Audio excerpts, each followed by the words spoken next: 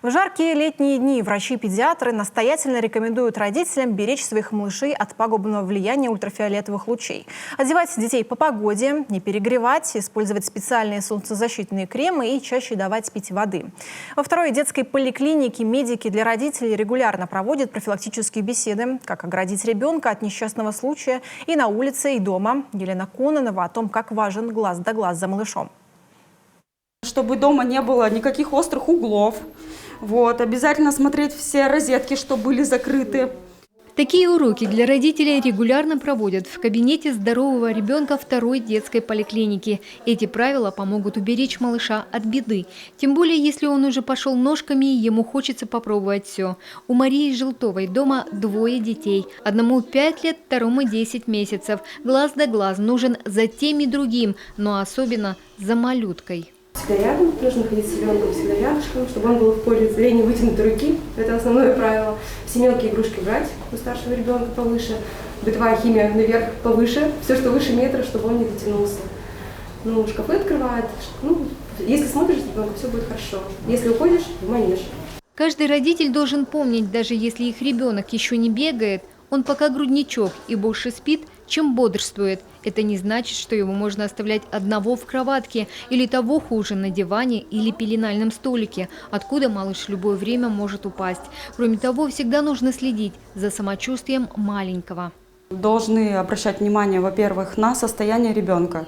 То есть должен быть он динамичный, то есть не так, что лежит целыми днями, и все. Обязательно посмотрим кожу, цвет кожи, как он дышит, особенно ночью. То есть смотрим за дыхательными движениями. Если что-то не нравится родителям, в принципе, до месяца мы к ним ходим постоянно, то есть они нам это озвучивают. В жару особо пристальное внимание за малышами. Как часто мы видим, что родители таких крошек берут с собой на пляж под палящее солнце. По словам врачей, это недопустимо. Ребенок может легко перегреться, получить сильный ожог или солнечный удар. Впрочем, такой риск существует даже во время прогулки в парке. Поэтому кроха должен быть в легкой хлопчатобумажной светлой одежде, обязательно с головным убором. И не забывайте почаще ему давать воды. Это касается не только грудничков. Желательно все-таки использовать солнцезащитные кремы, также использовать солнцезащитный спрей, возможно, у детей с годика уже использовать. Конечно, от укусов комаров необходимо защищаться деткам, то есть тоже есть специальные средства для этого.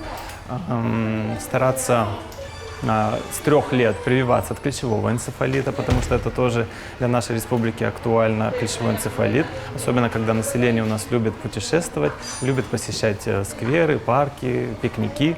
Такой профилактический ликбез здесь медики проводят регулярно и во время приема, и при посещении маленьких пациентов на дому. Причем советы дают всем родителям, независимо от возраста ребенка. Известно, чем они старше, тем выше риск пострадать от несчастного случая. Особенно сейчас, в летний период.